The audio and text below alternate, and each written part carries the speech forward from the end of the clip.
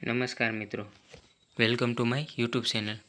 આજે આપણે જોઈશું જે બિન હથિયારી પોલીસ કોન્સ્ટેબલ હોય છે તેની રજાઓ કેટલી આપવામાં આવે છે, તેમાં પ્રમોશન કેટલા વર્ષે થતું હોય છે અને તેનો પગાર કેટલો હોય છે તેની સંપૂર્ણ માહિતી આ વિડીયોમાં જોઈશું।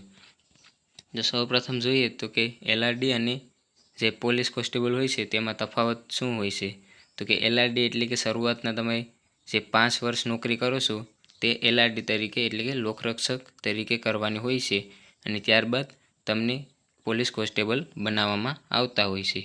હવે વાત કરીએ રજાઓની, તો કે એલઆરડી એટલે કે શરૂઆતના 5 વર્ષ કેટલી રજાઓ આપવામાં આવે છે, તો તેમાં સૌપ્રથમ હોય છે ઇમરજન્સી રજાઓ એટલે કે કેઝ્યુઅલ લીવ, જે 1 વર્ષમાં 12 જેટલી આપવામાં આવે છે।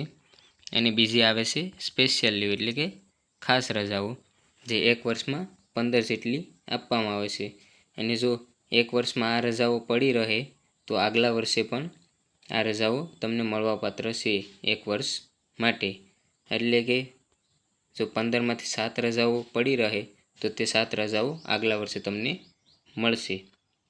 હવે વાત કરીએ પોલીસ કોન્સ્ટેબલની રજાઓ એટલે કે 5 વર્ષ પછી એટલે કે એલઆરડી બાદ પોલીસ કોન્સ્ટેબલ બન્યા બાદની રજાઓ, તેમાં છે કેઝ્યુઅલ લીવ આવે છે, જે ઇમરજન્સી રજાઓ હોય છે એ 12 જેટલી જ મળતી હોય છે, જ્યારે સ્પેશિયલ લીવ એટલે કે ખાસ રજાઓ 30 જેટલી મળતી હોય છે।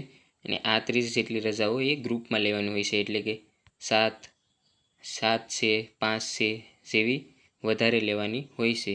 અને જો આ રજાઓ બાકી રહે તો તે પણ આગલા વર્ષે મળતી હોય છે, તેનો લાભ આગલા વર્ષે પણ મળવાપાત્ર રહેશે।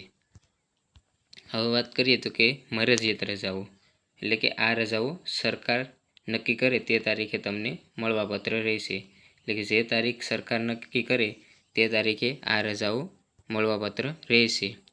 હવે વાત કરીએ લાભ રજાઓ એટલે કે જાહેર રજાઓ। જો આ રજાઓ પોલીસ કોન્સ્ટેબલને મળવાપાત્ર ન રહે તો તે દિવસનો પગાર એ રજા પગાર તરીકે આપવામાં આવતો હોય છે, એટલે કે પોલીસ કોન્સ્ટેબલને 24 કલાક કામ કરવાનું રહેતું હોય છે, એટલે કે જાહેર રજાઓ તેમને ઓછી મળે છે। જે જાહેર રજા તેમને નથી મળતી તે દિવસનો પગાર તેમને આપવામાં આવતો હોય છે। આ સિવાય તમને મેડિકલ રજા, પિતૃત્વ રજા અને માતૃત્વ રજા પણ મળતી હોય છે। હવે વાત કરીએ પ્રમોશનની, તો કે સૌપ્રથમ તમે લોકરક્ષક હોય છે, ત્યારબાદ તમારું પ્રમોશન થઈ અને પોલીસ કોન્સ્ટેબલ બનો છો, ત્યારબાદ થોડાક સમય બાદ હેડ કોન્સ્ટેબલ બનાવવામાં આવે છે, પછી તમે એએસઆઈ બની શકો છો, પીએસઆઈ બની શકો છો, પછી પીઆઈ, પછી આવે છે ડીવાયએસપી અને એસપી જેટલા પદ માટે તમારું જો વહેલી તમે નોકરીમાં લાગો તો તમારે અહીં સુધી તમે પહોંચી શકો છો।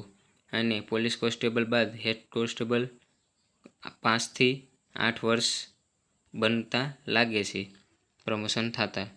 હવે વાત કરીએ તો કે જે આ પ્રમોશન છે તે તમારે જિલ્લા પ્રમાણે અલગ અલગ વર્ષમાં મળતું હોય છે, એટલે કે જો આ જિલ્લામાં જે જિલ્લો તમને આપવામાં આવ્યો છે તે જિલ્લામાં પ્રમોશનનું પદ ખાલી ન હોય આગળના પદ માટે, તો તે જગ્યાએ પ્રમોશનની જગ્યાએ તમને પગારમાં વધારો કરવામાં આવતો હોય છે દર 10 વર્ષે, એટલે કે જો એએસઆઈ માટે તમારા પદની જગ્યા તે જિલ્લામાં ખાલી ન હોય તો તેની જગ્યાએ તમને એએસઆઈ જેટલો પગાર આપવામાં આવતો હોય છે। હવે વાત કરીએ જે ખાતાકીય પરીક્ષા પીએસઆઈ બનવા માટે લેવામાં આવતી હોય છે તે કેટલા વર્ષની હોય છે, અને ખાતાકીય પરીક્ષા તમે કોન્સ્ટેબલ બન્યા બાદ જ્યારે આગળના પદ એટલે કે પીએસઆઈ માટે બનાવવા માટે આપવામાં આવતી પરીક્ષા હોય છે, તે પોલીસ કોન્સ્ટેબલ બન્યા બાદ 15 વર્ષ પછી આપવામાં આવતી હોય છે। અને જો હેડ કોન્સ્ટેબલ હોય તો તે 5 વર્ષ પછી તે પરીક્ષા આપી શકે છે અને તેનું ડાયરેક્ટ પ્રમોશન થઈ અને તમે પીએસઆઈ પણ બની શકો છો।